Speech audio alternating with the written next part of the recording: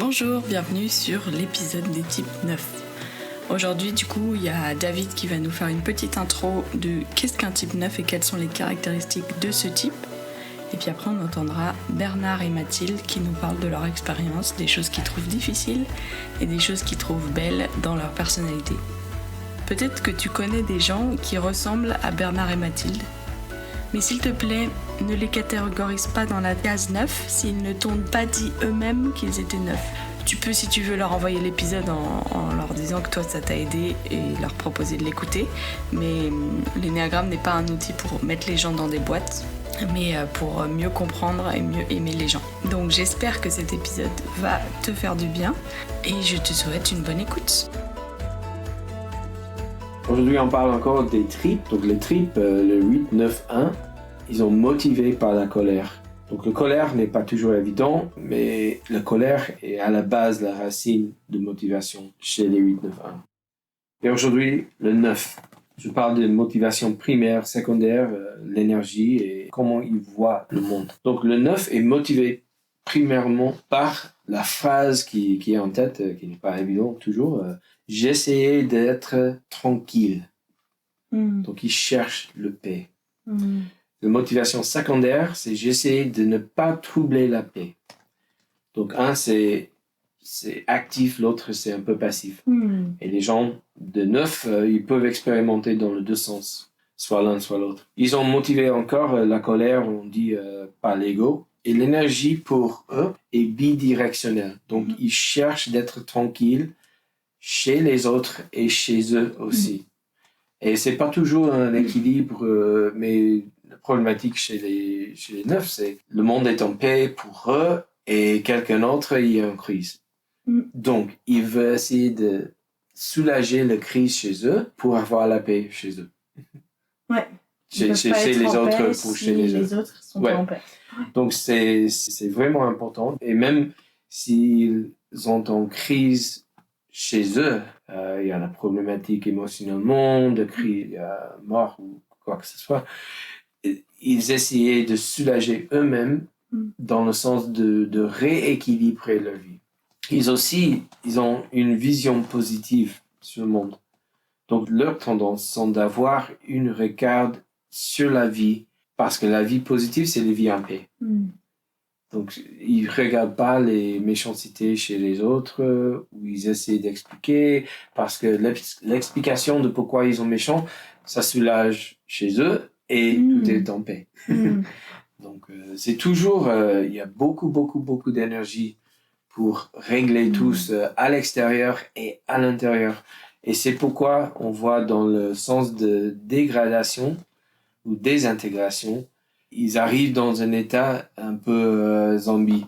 Ouais. Parce qu'ils ne peuvent pas mettre tout avec l'énergie, c'est trop. Non, je quitte. Il n'y a plus d'énergie, je me sors du monde. Exact. Ouais, très bien. Aujourd'hui, c'est l'épisode de l'énéagramme 9.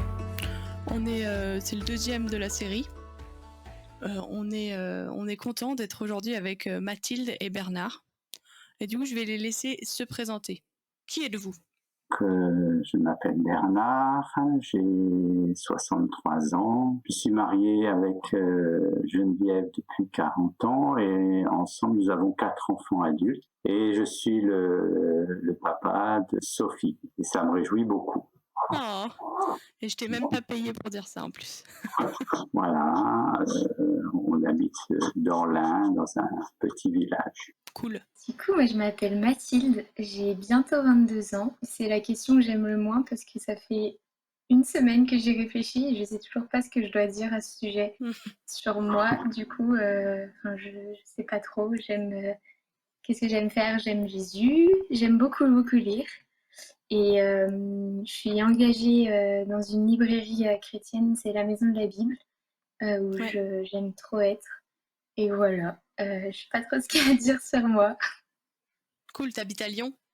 Tu l'as dit? J'habite à Lyon. Non, je l'ai pas dit, j'habite à Lyon. Où je t'ai rencontré à Agapé Campus. Je peux peut-être ajouter qu'on est arrivé dans l'Ain en 1982 et qu'on s'est intégré dans une petite église qu'on fréquente toujours. La belle ville de Bourg-en-Bresse.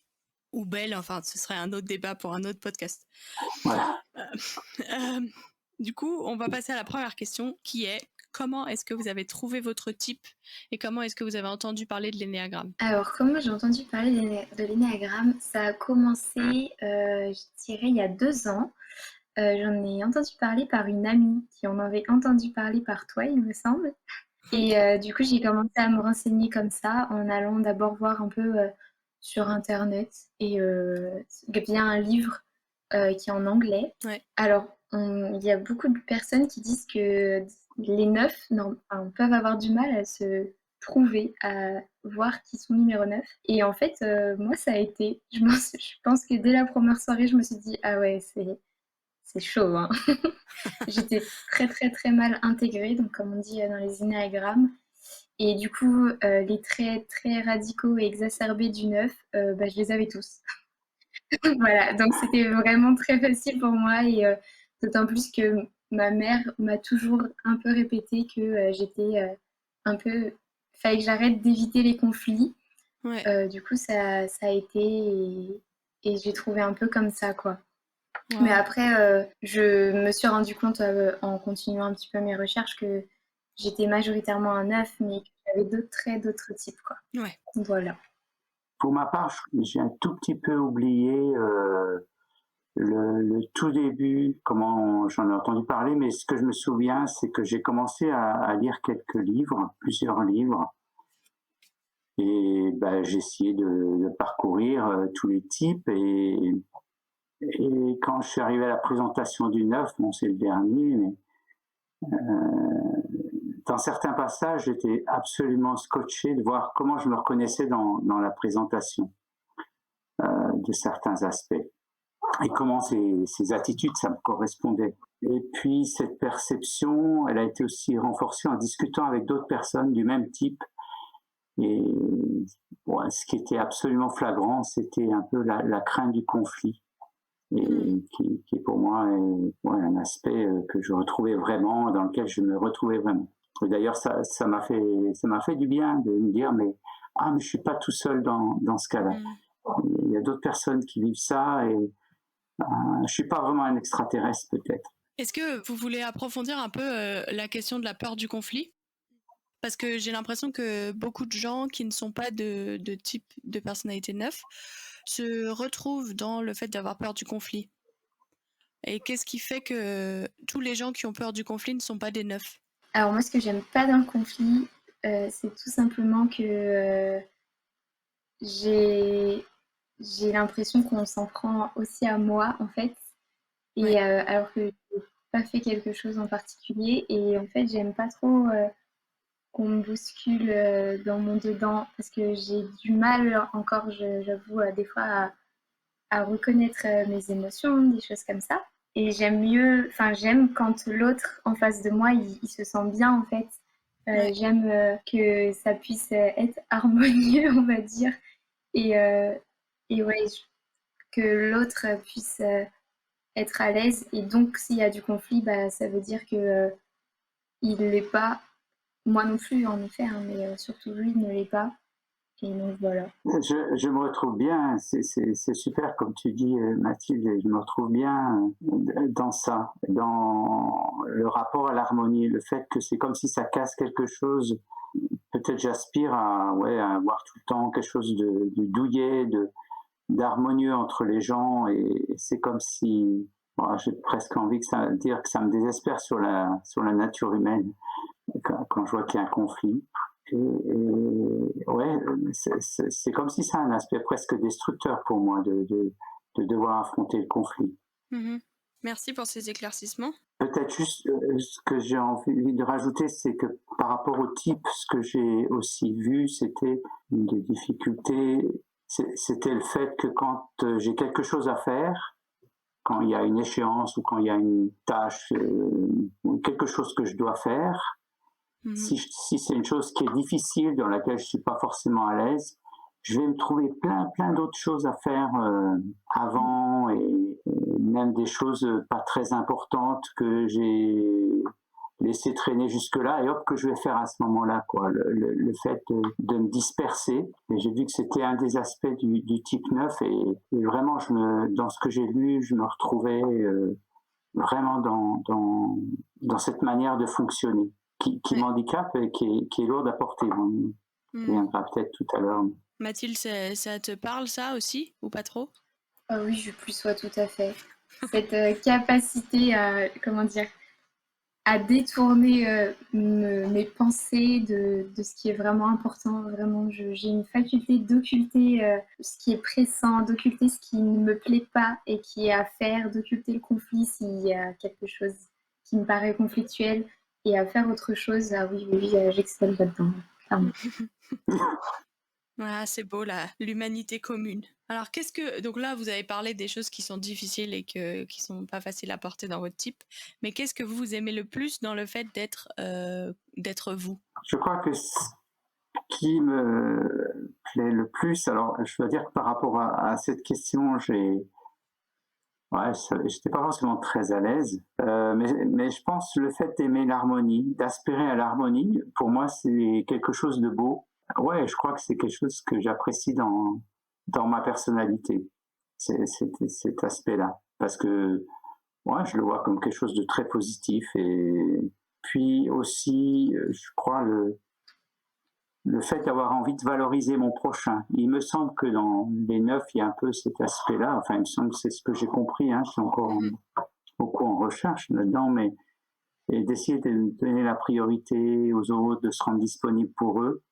Ouais. Et puis je sais pas, la joie, le plaisir d'essayer de donner des bonnes choses, des encouragements aux autres. Alors, je pense que c'est valable pour peut-être plein de types, mais cet aspect-là, il me semble que c'est quelque chose que j'aime bien dans ma personnalité, dans mon type. Trop bien. Eh bien, moi, pour ma part, déjà, je te rejoins tout à fait, Bernard. Je suis trop d'accord aussi avec toi. Et si je devais ajouter des choses, en fait, j'ai appris au fur et à mesure à apprécier, on va dire, et à accepter cette partie de moi mais sans m'en enorgueillir, en fait, et de me dire que je peux louer Dieu de ce il a décidé de me créer ainsi, et en fait, toute la gloire, toute la reconnaissance, elles lui vont à lui. Parce que si je suis comme ça, c'est grâce à lui et c'est parce que je veux le refléter et que je le reflète. Et notamment, il y a cette idée un peu de médiateur qui revient souvent chez les neufs. L'idée que vu qu'on n'aime pas trop le conflit, on va essayer de se mettre pas au centre, mais essayer vraiment de prendre en compte les avis de tout le monde. C'est un peu, ça revient un peu sur l'empathie et c'est quelque chose que j'ai l'impression qui est typique du neuf, c'est d'avoir une assez forte empathie et une assez forte tolérance envers les autres. C'est-à-dire qu'on va comprendre sans juger, mais on reste vraiment alerte. Et ce que j'aime bien aussi, qui découle un peu de la façon de fonctionner des neufs, c'est le fait que j'aime bien les relations plus en 1 à 1. C'est vraiment là où je trouve qu'on a le plus de place pour écouter. Et quand il y a trop de monde, j'ai du mal à plus me concentrer aussi. Voilà quoi. Ouais, comme s'il y avait trop d'empathie pour trop de gens en même temps et ça parasite un peu.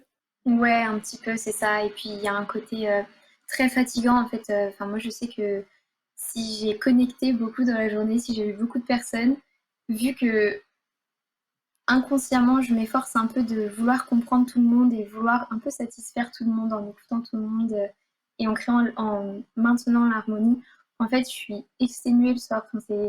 Émotionnellement, ça m'a demandé beaucoup et souvent, c'est pour ça en fait qu'on dit que les neufs, c'est des paresseux ou que ça revient souvent. Et en fait, je pense pas que ce soit une paresse dans le sens où on a la flemme, entre guillemets, de faire quelque chose, mais juste on est fatigué émotionnellement et parce qu'on est fatigué, on peut paraître paresseux. Mais je me sens pas paresseuse pour autant. Ouais. C'est super ce que tu dis, Mathilde, par rapport à ta préférence de privilégier les relations 1 à 1, parce que peut-être j'ai pas encore jusque-là réalisé que c'était vraiment lié à ce type 9, mais effectivement, je me retrouve vraiment là-dedans sur le fait que je préfère ces relations en 1 à 1 et il me semble, je ressens que le Seigneur m'a donné cette possibilité cette capacité peut-être d'écouter quelqu'un qui veut partager ce qu'il ressent, ce qu'il vit, etc. Et je me sens beaucoup plus à l'aise là-dedans. Trop beau. Et c'est vrai que je me sens moins à l'aise quand il y a un grand groupe, quand il y a des rencontres festives, etc. Je crois que je vais parfois prendre du temps pour rester avec les mêmes personnes et essayer d'approfondir avec eux. Plus ou moins inconsciemment, mais le fait qu'on en parle, là, ça montre que voilà, ça fait partie de comme je fonctionne. Important de le savoir, donc si on a un ami neuf, si on peut plutôt l'inviter pour un café en 1 à 1 plutôt que de l'inviter à un repas de fête, quoi. Voilà. Du coup, on va passer à la question, ça semble logique, très bonne transition. Comment tes amis peuvent t'aider dans les difficultés que tu as liées à ton type et liées à ta personnalité? Eh bien, moi, je dirais... alors, il y a toujours cette idée ou un peu ce préjugé, je dirais, que les meufs sont incapables de faire des choix. Alors, c'est pas vraiment ça, c'est plus... c'est pas qu'on n'aime pas faire un choix ou qu'on n'y arrive pas, c'est que tout nous va réellement, en fait. Si tu nous proposes de manger un soir au resto, en fait, ça me va aussi bien de manger une pizza que, je sais pas, de manger japonais ou libanais. Et ça me fait plaisir que l'autre choisisse parce que je sais que ça lui aura fait plaisir, mais c'est sincère. Du coup, je dirais, pour ces difficultés-là où on a l'impression que c'est difficile pour nous de faire un choix, non, en fait, il faut pas nous forcer la main. Donc, ça peut être de réduire le nombre de choix. Là, ça peut parfois aider. Mais sinon, ouais, de pas forcer la main, quoi que ce soit. Ça veut dire quoi, forcer la main? Ça veut dire imposer quelque chose? Ouais, nous demander, mais fais un choix, fais un choix. Et en fait, ça va plus nous mettre mal à l'aise qu'autre chose et nous bloquer. Et parce que c'est pas forcément naturel, alors que si c'est accompagné, si on dit, bah voilà, moi je préfère soit ça, qu'est-ce que t'en penses? Déjà, de réduire les choix, ça peut être vraiment cool. Et ça peut être aussi l'idée de, s'il y a plusieurs personnes, de demander d'abord à la personne neuve de faire le choix. Parce que si je sais personnellement que si j'ai entendu d'autres personnes faire un choix avant, je vais avoir tendance à faire le même choix qu'eux rapidement parce que je sais qu'au moins c'est bon, j'ai fait un choix et je sais que tout le monde est content, quoi. D'accord. Ouais. Et sinon, des autres difficultés, je dirais que c'est lié un peu au fait que le neuf, étant donné qu'il est assez empathique et qu'il cherche un peu à maintenir l'harmonie, il peut avoir tendance un peu à s'oublier. Donc ça peut être aussi bien dans ma vie sociale où, comme tu disais Bernard, où j'ai tendance à faire plein de choses, donc je m'oublie aussi. Mais ça peut être aussi sur la façon de gérer mes émotions, en fait. Et d'apprendre, enfin d'orienter un œuf à dire bah, qu'est-ce que tu ressens, comment tu décrirais ça, fais attention, par exemple ton emploi du temps il est chargé, c'est pas bon signe, des choses comme ça. Et je sais que quand on a une bonne amie, un bon ami qui fait ça et qui est capable de nous connaître et de nous inciter à voir où est-ce qu'on n'est pas à 100% comment dire, orienté vers Dieu en fait et on est plus orienté vers notre quotidien, vers notre routine, et bah, c'est pas bon et les amis peuvent nous aider là-dedans. Pour qu'un ami fasse ça et que tu te sentes en sécurité, c'est quoi le genre de conversation qu'il faut avoir avant? Juste, je voudrais pas que les gens ils entendent ça en disant ok, je vais aller voir mes amis neufs et je vais m'assurer qu'ils fassent pas trop de choses et qu'ils prennent du temps pour eux. Je me dis que peut-être ça pourrait mal se passer. Du coup, quel conseil tu donnerais à quelqu'un qui écoute là et qui voit un ami neuf qui fait beaucoup de choses et qui prend pas du temps pour être seul avec ses émotions et seul avec soi-même, lui-même? Comment on pourrait imaginer une conversation comme ça? Alors déjà, je pense que il faut pas trop forcer le neuf. En fait, le neuf, il peut avoir, enfin, je sais pas, Bernard, tu me diras après ce que tu en penses, mais moi, je sais que si on me force la main sur la conversation, en fait, je vais pas parler. Et que c'est plutôt essayer de le mettre en confiance. Donc ça peut être quelque chose de bête, ça peut être dans l'environnement, aller prendre un café dans un endroit qu'on connaît, faire une activité qu'on apprécie, tout ça. Et en fait, pas parler de la pluie du beau temps, mais presque au début et au fur et à mesure dire bon et toi en fait comment tu vas? Et c'est pas parce que la personne elle va pas répondre tout de suite il faut peut-être laisser 1 ou 2 minutes. Et en fait, à partir du moment où on est lancé, on va déballer notre sac un peu. Ouais. Et il faut laisser un œuf déballer son sac, je dirais. Oh, trop précieux. Tu es d'accord, Bernard? Oui, c'est incroyable quand je t'entends, Mathilde, comme je me retrouve dans plein d'aspects. Et c'est vrai que, par exemple, la difficulté du choix, je crois que j'ai souvent un peu buté là-dessus. J'ai envie de dire, en fait, oui, à quelqu'un qui attend de moi, par exemple, une décision, parce que des fois, on doit prendre une décision, etc. C'est plutôt ce que j'ai besoin en tant que neuf, c'est qu'on m'encourage en me disant mais tu vas bientôt y parvenir, et plutôt valoriser la longue réflexion préalable, enfin qui apparaît longue peut-être pour les autres, plutôt que des phrases du genre t'as qu'à décider, ou allez décide et puis on n'en parle plus, des choses comme ça qui peuvent nous bloquer, enfin me bloquer. Et peut-être ce qui peut m'aider, c'est que si on prend une fois une situation concrète, c'est qu'on me dise ce serait bien que tu décides, que tu donnes une décision d'ici demain soir. C'est-à-dire que, par exemple, qu'on me donne un peu une échéance de manière positive en disant j'ai besoin de m'organiser, donc ce serait bien que tu me donnes une décision pour telle date. Ça veut pas dire que je vais pas batailler moi dans ma décision, mais ça me donne une échéance et quelque part ça va me libérer parce que je vais décider pour cette date-là, pour ce moment-là.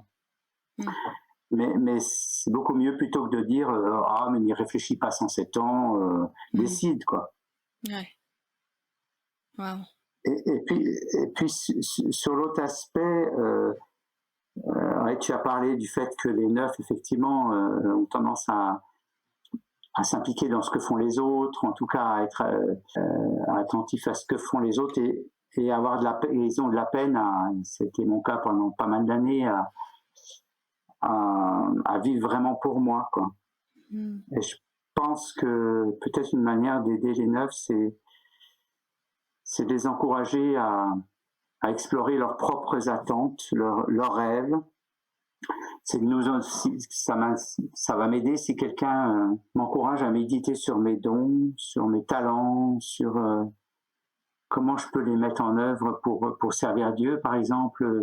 Qu'est-ce que je vois en moi? Enfin, me pousser à regarder intérieurement, à effectivement parler avec Dieu. Qu'est-ce que toi-même, qu'est-ce que tu veux faire de ce que tu as reçu? Voilà. Pas seulement vivre pour satisfaire les autres. Bien sûr, ça fait partie carrément d'un don aussi d'essayer de bénir les autres, mais aussi réfléchir qu'est-ce que tu peux faire toi pour pour ta vie, quoi. Wow. Trop bien, c'est profond, merci pour ce que vous dites, c'est précieux pour mieux comprendre. Merci de partager comme ça. Excellent, j'adore. La question suivante, c'est un peu lié à comment les gens dans votre vie peuvent vous aider dans vos difficultés, mais c'est comment est-ce que vous vous sentez aimé par les gens dans vos vies? Comment les gens dans vos vies vous montrent qu'ils vous aiment? J'ai envie de dire quand ils valorisent notre personnalité et mettent l'accent sur les qualités ou les dons qui sont associés. Mais en fait, je me dis, j'imagine que c'est le cas pour tous les types de personnalités. Peut-être avec les écueils qu'on ressent en tant qu'une personnalité type 9, moi j'ai un peu de la peine à me sentir ma valeur. Et je me sens béni, quand je me sens apprécié pour qui je suis, vraiment. Et il me semble de ce que j'ai compris, lu, c'est que les types 9, ils ont tendance peut-être à s'effacer, se cacher.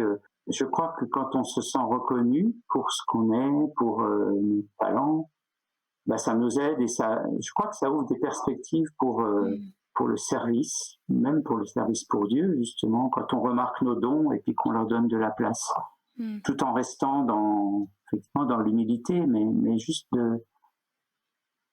d'utiliser les dons que le Seigneur nous a fait cadeau. Et toi, Mathilde, comment est-ce que les gens dans ta vie te montrent que tu es aimé par eux? Eh bien, je suis d'accord déjà avec ce que Bernard a dit. Vraiment, c'est cet aspect de quelqu'un qui montre qu'il nous écoute. Ben, en fait, ça, je pense que pour n'importe quel type, ça fait plaisir. Mais de voir que, oui, que quelqu'un s'intéresse à nous pour de vrai, eh ben, c'est vraiment très touchant. Et je sais que, par exemple, ce qui me touche vraiment beaucoup, c'est quand parfois une personne, au cours d'une discussion, fait mention d'un détail ou de quelque chose que je lui avais déjà raconté. Mais alors ça, c'est c'est l'ultime. C'est vraiment trop chouette parce que je me dis, ah oui, c'est vraiment, elle m'a vraiment écouté la personne en face de moi. Et ouais, j'aime trop les petits moments de qualité, enfin, un peu les confidences en un à un, j'aime trop. Et ouais, c'est des choses faciles, c'est aussi, ça se passe vraiment dans le temps et dans presque l'agenda en fait que le neuf il valorise. Je suis pas trop par exemple à valoriser une relation où j'envoie des messages tout le temps. Je sais qu'il y a des personnes, c'est comme ça que je peux leur montrer de l'amour, mais moi, ça marche pas trop comme ça. Et voilà, ce serait plus dans l'écoute ponctuelle et spontanée, mais sincère. Ouais. Oui, je sais que la phrase guérissante ou la phrase qui fait du bien aux gens de type 9, c'est ta présence est importante, c'est précieux que tu sois là. C'est précieux que vous soyez là, mais c'est le fait d'entendre, de se rappeler de ce que vous avez dit, ça montre que c'était précieux, que votre présence était importante et que ça nous a marqué. Non, j'aime beaucoup ce que tu dis, Mathilde, là, sur l'attention à l'autre. Enfin, le fait ça fait tellement du bien quand on voit que ce qu'on a pu dire, pu faire, a été précieux, quoi. C'est vrai que ça nous fait beaucoup du bien. Ça veut dire qu'on se sent aimé dans ce cas-là. Ouais. Ça me parle beaucoup. Qu'est-ce que vous avez envie de dire pour encourager les autres 9, les autres gens de type 9 qui nous écoutent? Eh bien, moi, je dirais que la chose la plus importante à se rappeler, c'est que peu importe si vous y croyez ou pas, en fait, on est tous créés par Dieu et on est parfaitement créés par Dieu. On a vraiment de la valeur parce que Dieu nous l'a donné, en fait, cette valeur. Et c'est pas de l'orgueil que de dire qu'on a des qualités, parce qu'en fait, c'est rendre à Dieu ce qui lui est dit. Et vous en avez tous des qualités, les 9. On en a tous, t'en as. Et c'est trop chouette de les utiliser. Et tu pourras jamais mieux te comprendre qu'en allant voir dans la Bible ce que Dieu dit de toi, en fait. Tu trouveras pas les choses en écoutant forcément tout le monde autour de toi. Je sais que j'ai eu tendance plein de fois à vouloir ressembler aux autres, à essayer d'être un peu comme eux dès que je trouvais que leur personnalité, elle était vraiment trop dingue. Et pas à m'affirmer pour qui j'étais, en fait. Et quand j'ai compris que moi aussi j'avais une personnalité et c'était trop chouette de la développer pour plaire, pour refléter ce que Dieu attend de moi et ce qu'il est. Donc voilà, c'est dans la Bible qu'on a tout ça. Et sinon, je dirais une autre chose vraiment trop importante. Je suis encore en train de l'apprendre, mais c'est vrai que je sais que j'ai beaucoup progressé là-dessus. C'est qu'en fait, le conflit n'est pas foncièrement mauvais. Et c'est dingue, hein. J'aurais jamais cru pouvoir dire ça il y a 2 ans. Il y a 2 ans, j'aurais jamais dit ça, vraiment. Et en fait, la base de toute relation, je pense, c'est l'honnêteté. Et on a la chance, on a la grâce vraiment de pouvoir pardonner aux autres. Et on doit vraiment l'utiliser, mais en abondance. Et on ne peut pas pardonner aux autres et on ne peut pas entamer un processus de discussion si en fait tu te replies dans ton coin en tant que neuf parce que tu as peur qu'il y ait un conflit en fait. Et ouais, et c'est important d'y aller parce que ça fera pas du mal au contraire. Enfin, peut-être sur le coup, ce sera un peu douloureux et c'est un moment qu'on n'a pas envie de vivre. Mais en fait, je pense que peu importe qu'on soit neuf ou pas neuf, personne n'aime forcément aller au conflit. Juste, il faut voir plus loin que ça. Ouais. Là, on est tous un peu en PLS, pas que les 9. Je pense que les 80% de la population qui n'aime pas les conflits sont là, genre, elle a raison, mais j'aime pas. Mais c'est encore plus vrai pour les 9 pour qui il y a vraiment quelque chose de presque viscéral avec la peur du conflit. Ouais, je me retrouve aussi tout à fait dans ce que tu as dit, Mathilde. Et moi, ce que j'ai envie de dire fondamentalement, et ça vraiment ça rejoint ce que tu dis, c'est que pour encourager quelqu'un qui est type 9, c'est de lui dire que, mais c'est vrai aussi, quel que soit le type de personnalité, fondamentalement, tu es infiniment précieux aux yeux de notre Seigneur. Même si c'est quelque chose, bon, ça fait un peu plus d'une quarantaine d'années que j'ai rencontré Dieu, et peut-être ces choses-là, je les ai entendues, mais c'est devenu au fil des années peut-être une chose centrale de réaliser ça. À quel point je suis infiniment précieux comme chaque être humain aux yeux du Seigneur. Et ce que j'ai envie de dire pour encourager, c'est que au fil de votre marche avec Dieu, de votre travail sur vous-même, au fur et à mesure qu'on va affronter, que vous allez affronter, que tu vas affronter qui tu es, tu seras en fait une personne de plus en plus précieuse pour les autres. Tu vas être de plus en plus quelqu'un qui va être en bénédiction aux autres. Tu vas pouvoir leur faire du bien. Et ça, c'est super chouette, quoi. Et puis, pour rejoindre par rapport à la peur du conflit, je dirais au fur et à mesure que tu vas peut-être parvenir à gérer, à prendre en charge ta peur du conflit, tu vas devenir un ouvrier de paix, parce que tu vas être quelqu'un qui va être capable d'entendre peut-être la pensée de l'un et de l'autre qui sont différentes, et toi, tu auras ce don d'entendre quelque part, d'accepter ce que l'un te dit et que l'autre te dit, qui n'est pas la même chose, et je crois que là, tu as vraiment un don pour aider, pour être ouvrier de paix, pour être cet aspect-là, et que ce fruit de l'esprit soit vraiment toute sa place dans ta vie, quoi. Wow. Je pense que j'ai jamais pleuré sur le podcast encore, mais c'était pas loin. Merci. C'était waouh. Ouais. Bravo. Et c'est profond, et ça, je pense que, ça va. Moi, ça me fait du bien en tout cas. Du coup, on arrive à la fin du podcast, et maintenant c'est le moment où vous pouvez dire un mot de la fin. S'il y a quelque chose que vous n'avez pas dit, que vous avez envie de dire, c'est le moment. Moi, je veux bien dire un petit mot de la fin. Ouais. En fait, c'est vrai que il semblerait que l'énagramme fonctionne et montre qu'il y a des types majoritaires. Mais en fait, rappeler que on est plus qu'un seul type, en fait. Et que il faut pas prendre comme la vérité pure, la vérité infuse, je sais pas c'est quoi la vraie expression en doute. On comprend, ouais.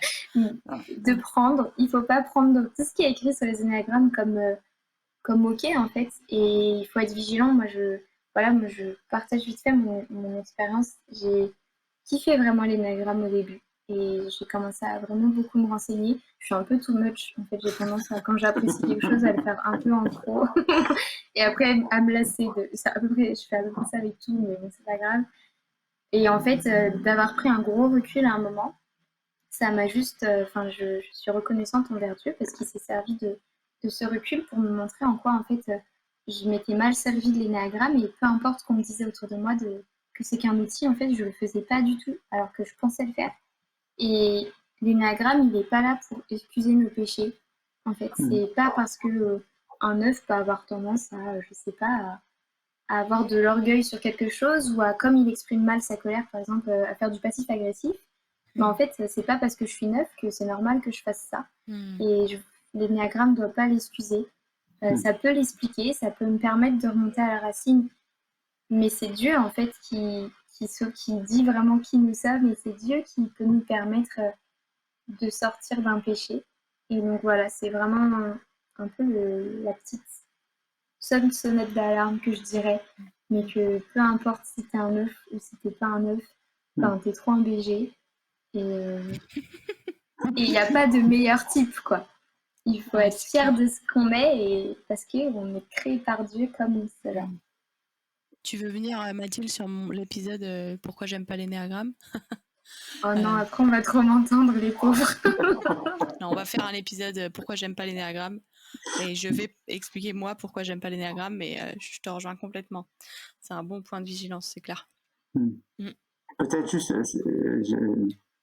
par rapport à ce mot de la fin, ce que j'ai envie de dire, c'est que je crois que ces dernières années, moi, j'ai pris conscience d'importance en tant qu'être humain, mais encore plus en tant que chrétien, croyant, de l'importance d'affronter et de regarder en face vraiment qui je suis, de regarder en face mes dons, mes talents sans fausse modestie et d'en être reconnaissant à mon Dieu, mais aussi de regarder en face mes côtés plus sombres, les attitudes, les réactions qui me dérangent chez moi, plutôt que, j'ai un peu de la peine à l'expliquer, mais plutôt que d'essayer de les repousser, de les rejeter, de les mettre comme, d'avoir envie de dire non mais ça c'est pas moi, mais vraiment d'affronter qui je suis et apprendre à dire à Dieu, mon Dieu, oui, sur ce coup-là, ouais, non, là, ça va pas, j'ai réagi comme ça, et c'est pas cool, quoi, et de le déposer au pied de la croix. Mais un peu cette idée de quand même affronter en face qui je suis. Et déposer au pied de la croix ce qui, comme tu disais, Mathilde, des choses, ça va pas bien, quoi, et pas essayer de dire non mais ouais je suis un peu comme ça mais je le mets de côté. Non, j'affronte en face, je suis ça vraiment, et Seigneur, je te le confesse et je le dépose à la croix, qui est mort pour ça et pour ce péché, et je peux être délivré et je peux avancer, et donc apprendre aussi à accepter ma personnalité, qui je suis, comme un cadeau de Dieu, vraiment, même si je comprends pas tout encore aujourd'hui. Et puis, vraiment, peut-être saisir les paroles d'encouragement du Seigneur qui veut faire de moi son disciple. C'est des beaux mots de la fin que vous nous donnez. Merci beaucoup pour tout ce que vous avez partagé. Je sais que c'était pas forcément facile, et c'était un défi peut-être, mais je me suis très reconnaissante d'avoir pu entendre en avant-première ce que vous avez dit. Et merci beaucoup. Merci Mathilde, c'était très précieux pour moi tout ce que tu as partagé. Merci aussi à vous deux, c'était vraiment très chouette, j'ai trop appris, et merci Sophie de nous avoir invités.